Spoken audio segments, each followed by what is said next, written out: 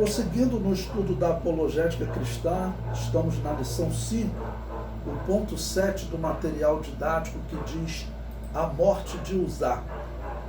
Bom, qual a acusação para nós defendermos? A acusação é: Deus puniu Uzá injustamente.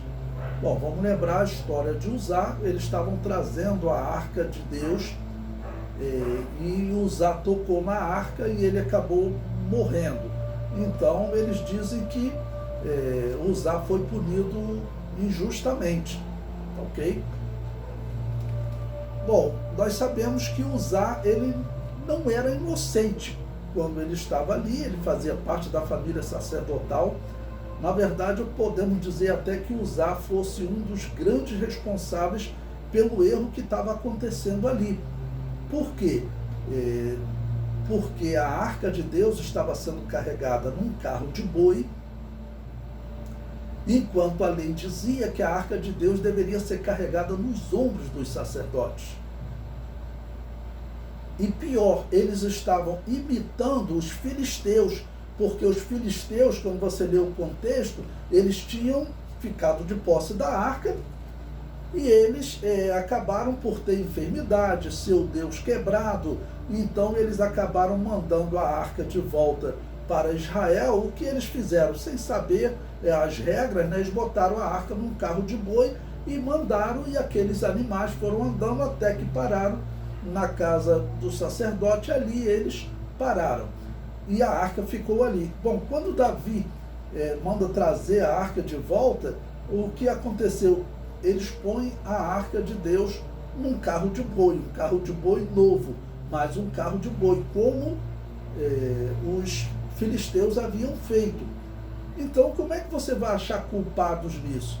Davi tinha que conhecer a lei também e falar para os sacerdotes: olha só, vocês não me façam um papelão desse. Por que vocês estão colocando um carro de boi? Ah, os filisteus colocaram, chegaram aqui. Não, segue, tem que seguir a lei, tem que estar nos ombros do sacerdote. Então, Davi estava errado. Os sacerdotes também estavam errados, porque eles, até mais do que Davi, deveriam conhecer a lei, e isso não deveria ocorrer nenhuma mudança na lei, mas eles fizeram essa mudança. Então, vão colocar o carro, a arca num carro de boi, ok? E claro, Uzá também, né, como um desses sacerdotes, ele não deveria, além disso, tocar na arca. Os filisteus não morreram ao tocar na arca, eles não conheciam a regra, mas Uzá conhecia. Então não dá para dizer que Uzá era inocente, que ele tenha sido punido injustamente, ok? A defesa diz: não só Davi estava errado por conduzir a arca em um carro de boi e não nos ombros dos sacerdotes.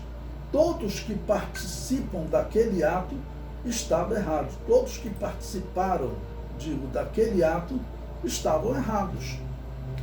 E Davi não era, ainda digo que ele não era o mais errado, porque ele não era aquele que vivia para estudar as Escrituras. Ele era um homem de comunhão com Deus, ok? Mas quem se dedicava ao estudo das Escrituras eram os sacerdotes. Bom, eu coloquei aí o texto para nós lermos e irmos vendo essa análise, né? 2 Samuel capítulo 6, versículos 3 a 7. Diz: e puseram a arca de Deus em um carro novo. Olha, um carro novo, como eu disse, exatamente como eles aprenderam com os filisteus. E podemos dizer que Deus estava sendo tolerante com eles, porque ali era um erro que Deus tolerou, até que chegou um determinado erro que Deus não tolerou, ok?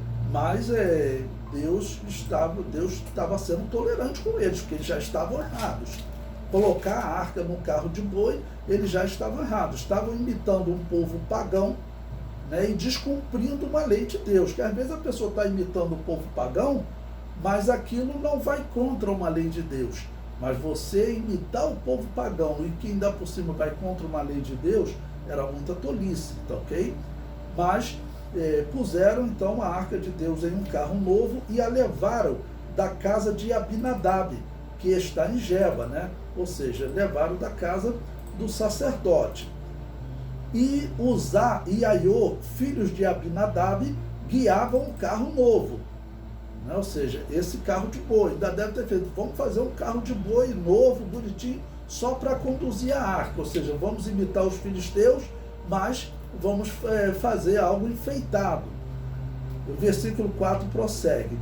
E levando-o da casa de Abinadab, que está em Geba, com a arca de Deus, Aiô ia adiante da arca. E Davi e toda a casa de Israel alegravam-se perante Yahvé, com toda sorte de instrumentos de madeira, de faia, com harpas e com saltérios, e com tamboris, e com pandeiros, e com símbolos.